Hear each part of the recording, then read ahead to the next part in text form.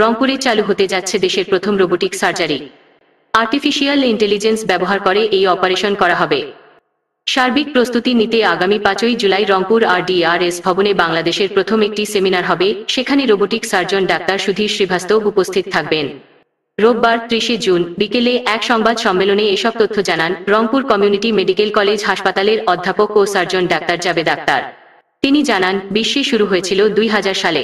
বাংলাদেশের একমাত্র robotic সার্জারিতে university fellowship করা সার্জন তিনি।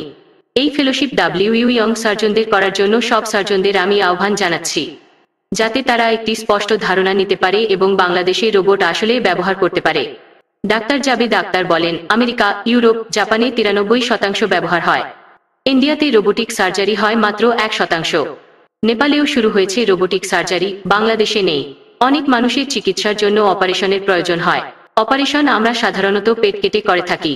অপারেশনের আর একটা পদ্ধতি হলো ছিদ্র অথবা ফুটা করা। ছোট ফুটা করে অপারেশনের জন্য সবচেয়ে জনপ্রিয় হচ্ছে ল্যাপারোস্কোপি, যেটা পৃথিবীর সবখানে জনপ্রিয়তা অর্জন করেছে। এখন ল্যাপারোস্কোপির মাধ্যমে আমরা প্রায় সব অপারেশন করতে পারি, কিন্তু এটারও কিছু সীমাবদ্ধতা আছে। বড় বড় অপারেশন করা অনেক সময় সম্ভব হয় না। তিনি আরো বলেন, এই ল্যাপারোস্কোপির মাধ্যমে সার্জনদের প্রায় 70% ওভারঅল পেইন হয়, আর ব্যাক অ্যান্ড শোল্ডার পেইন হয় 50%। আমরা এখানে 4 ডিগ্রি মুভমেন্ট পাই, যার জন্য জটিল অপারেশন এবং সংকীর্ণ ও অপ্রশস্ত স্থানে অপারেশন করা সম্ভব হয় না। কিন্তু রোবোটিক অপারেশনে সেটা সম্ভব, কারণ ইনস্ট্রুমেন্ট এর মুভমেন্ট 7 ডিগ্রি করা হয়েছে, যেটা মানুষের হাতের মুভমেন্ট এর সমান। অপারেশনের স্থান ভালো ও স্পষ্ট দেখার জন্য উচ্চ ক্ষমতা সম্পন্ন 3D ক্যামেরা ব্যবহার করা হয়। কোনো কারণে যদি সার্জনের হাত কাঁপে তাহলে অটোমেটিক্যালি সেটা বন্ধ হয়ে যাবে। ডাক্তার জাবেদ বলেন, রোবোটিক অপারেশনে সব ধরনের সার্জারি করা সম্ভব, বিশেষ করে urology, gynaecology, colorectal surgery, hepatobiliary and abdominal wall reconstruction সার্জারিতে ব্যবহার হয়। তিনি বলেন, ওপেন ও ল্যাপারোস্কোপি অপারেশনের চেয়ে বিশেষ করে জটিল ও সংকীর্ণ স্থানে অপারেশন করতে অনেক সুবিধা সংযুক্ত করা হয়েছে। এখানে অপারেশন সংক্রান্ত জটিলতা, রক্তপাত 39%, ইনফেকশন কম হয়। এই অপারেশন শুরু হলে রোগীর কম ব্যথায়, কম রক্তপাত ও কম ইনফেকশন হবে। এখানে সার্জন দূরে বসে অপারেশন সাকসেস করবেন।